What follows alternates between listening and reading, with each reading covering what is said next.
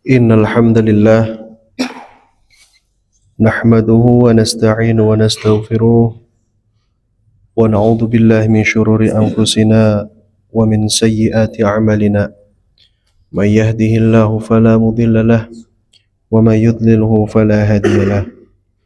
Asyhadu an la ilaha illallah wahdahu la syarika lah wa asyhadu anna Muhammadan abduhu wa rasuluh la nabiyya ba'dah. Allahumma salli wa sallim wa barik wa tarham wa tahannan ala abdika wa rasulika Muhammad sallallahu alaihi wasallam walhamdulillahi rabbil alamin.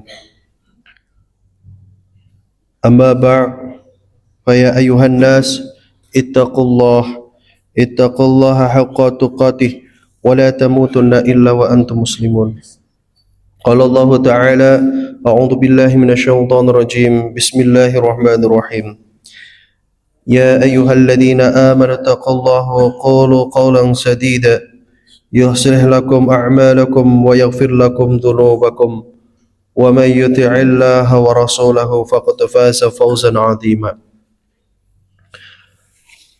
Alhamdulillahirabbil alamin. Puji dan syukur marilah kita panjatkan kehadirat Allah Subhanahu wa taala atas segenap karunia kenikmatan, hidayah inayah yang Allah berikan kepada kita, yang mana alhamdulillah pada kesempatan yang mulia ini kita diberikan anugerah oleh Allah untuk mendapatkan ibadah salat Jumat secara berjamaah. Salawat dan salam mari kita haturkan kepada sang junjungan kita baginda Rasulullah sallallahu alaihi wasallam, yang mana melalui syariat-syariat yang diajarkan oleh baginda Rasulullah sallallahu alaihi wasallam menuntun kita untuk senantiasa menjalankan kehidupan kita sehari-hari di dunia ini sehingga kita selamat kelak nanti di yaumil qiyamah. Amin ya rabbal alamin. Hadirin sidang Jumat rahimakumullah, pada kesempatan khotib kali ini izinkan khotib menyampaikan wasiat. Wabil khusus wasiat ini ditujukan untuk diri pribadi khotib. Mari kita meningkatkan ketakwaan kita kepada Allah Subhanahu wa taala. Kita memohon kepada Allah Subhanahu wa taala semoga kita dijadikan oleh Allah sebagai hamba-hamba yang senantiasa mampu untuk melaksanakan apa yang diperintahkan Allah Subhanahu wa taala kepada kita. Demikian juga kita memohon ampunan kepada Allah Subhanahu wa taala, semoga kita diberikan anugerah oleh Allah Subhanahu wa taala sebagai hamba-hamba yang senantiasa mampu untuk meninggalkan apa-apa yang dilarang oleh Allah Subhanahu wa taala. Amin ya rabbal alamin. Hadirin rahimakumullah, dalam khotib kali ini khotib ingin menyampaikan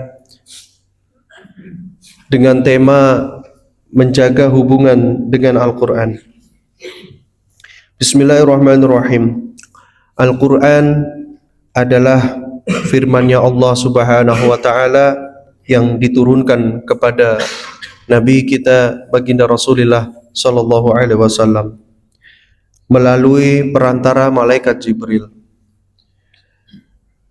Baik secara redaksi maupun makna, Al-Quran diriwayatkan secara mutawatir atau diketahui oleh banyak orang. Diawali dengan surah Al-Fatihah, kemudian diakhiri dengan surah An-Nas. Hadirin rahimakumullah, Al-Quran yang ada di hadapan kita saat ini itu diturunkan oleh Allah Subhanahu wa taala melalui dua tahap. Yang pertama diturunkan menuju Baitul Izzah atau di langit dunia secara keseluruhan pada saat malam Lailatul Qadar. Kemudian yang kedua diturunkan secara bertahap dari Baitul Izzah kepada baginda Muhammad sallallahu alaihi wasallam melalui proses selama 23 tahun lamanya. Nabi Muhammad SAW di dalam menegaskan tentang Al-Quran memberikan motivasi yang luar biasa kepada kita semua agar kaum muslimin itu lebih dekat dengan Al-Quran. Beliau menyematkan gelar sebaik-baiknya manusia kepada orang-orang yang belajar dan mengajarkan Al-Quran. Sebagaimana disebut di dalam Sahih Al-Bukhari, Bismillahirrahmanirrahim, Utsman radhiyallahu an Nabi sallallahu alaihi wasallam qala khairukum man ta'allama al-Qur'an wa 'allamahu. Dari sahabat Utsman bin Affan radhiyallahu anhu, dari Nabi Muhammad sallallahu alaihi wasallam, beliau bersabda, sebaik-baik di antara kalian adalah orang yang belajar Al-Quran dan mengajarkannya. Hadis riwayat Bukhari di nomor 5027. Ma'asyiral muslimin rahimakumullah. Diketahui bersama pada kehidupan saat ini yang terjadi di masyarakat, bahkan mungkin di antara kita saat ini, tentu sungguh banyak sesuatu yang kemunduran.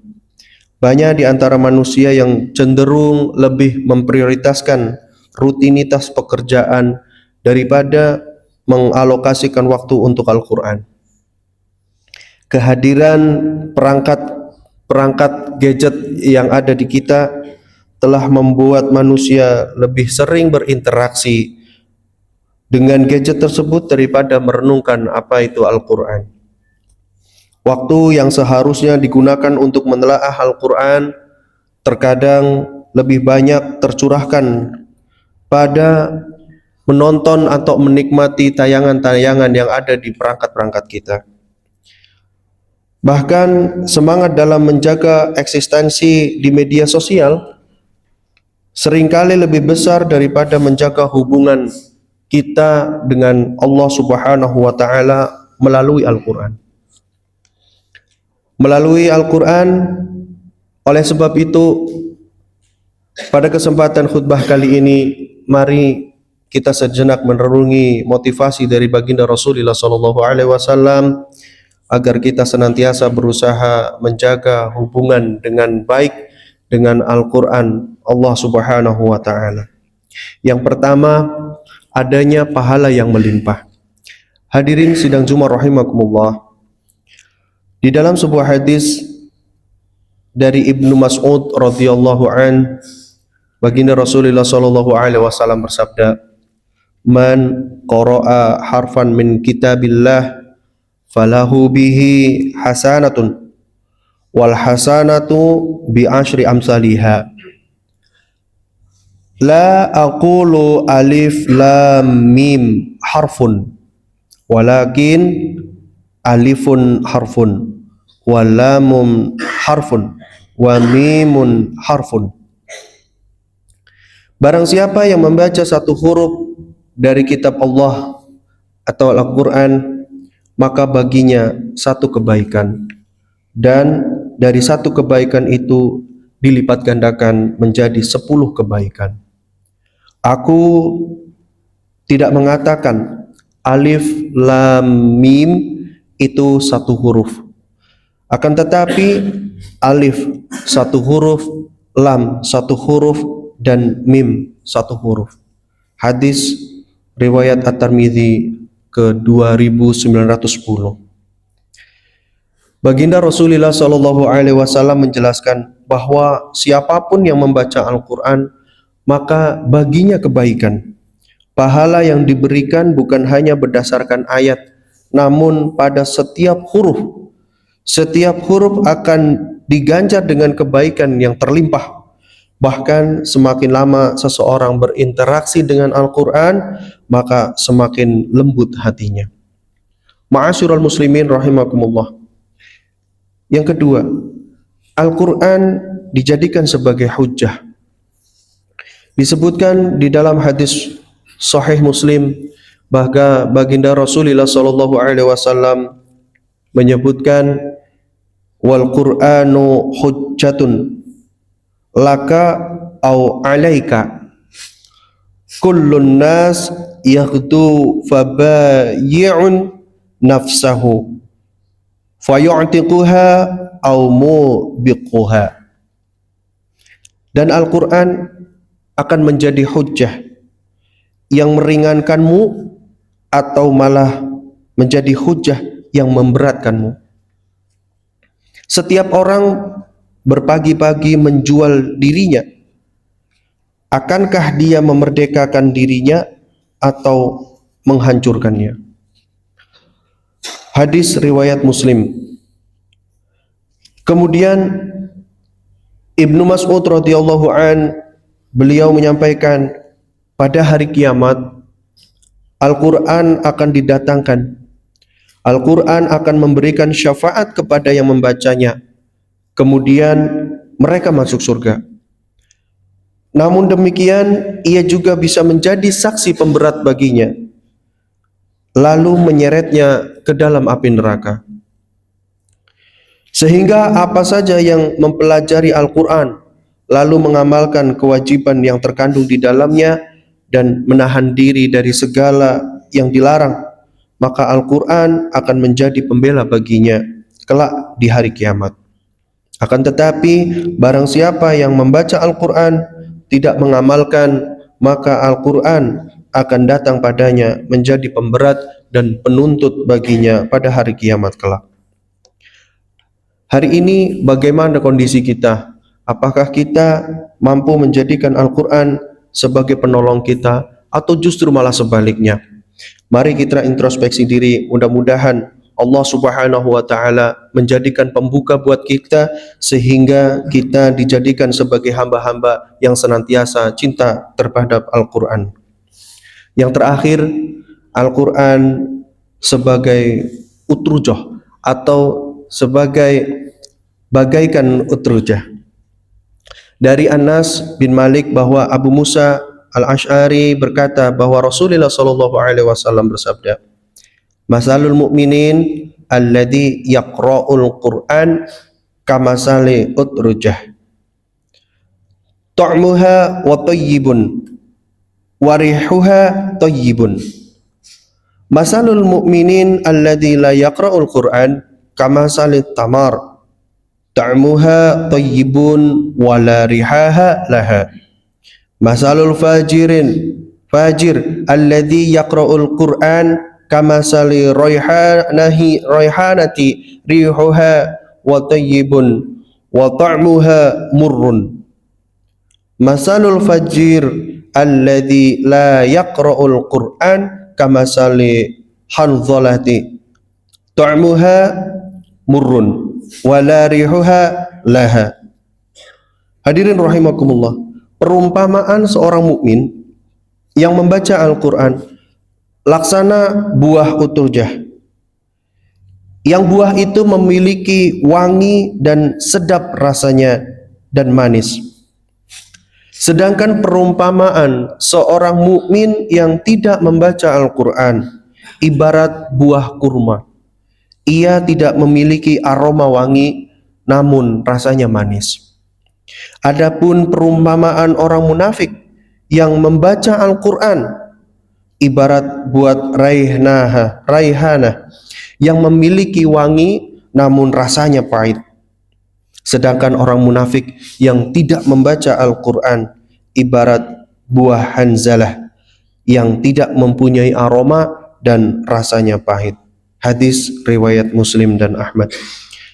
Hadirin sidang Jumat rahimakumullah, mari kita sama-sama mentelaah diri kita agar kita senantiasa dicintai oleh Al-Quran, menjadi dekat dengan Al-Quran, dan menjadikan Al-Quran sebagai penuntun hidup kita. Mudah-mudahan khutbah singkat ini menjadi motivasi buat kita agar kehidupan kita sehari-hari senantiasa didekatkan oleh Allah Subhanahu wa taala dengan Al-Quran. baik diri kita, keluarga kita, maupun sanak saudara kita dan orang muslim semuanya. Amin ya rabbal alamin. Barakallahu li wa lakum fil Qur'anil azim wa nafa'ani bima fihi min ayati wa dzikril hakim wa taqabbalallahu minna wa minkum tilawatahu innahu huwas samiul alim. Bismillahirrahmanirrahim.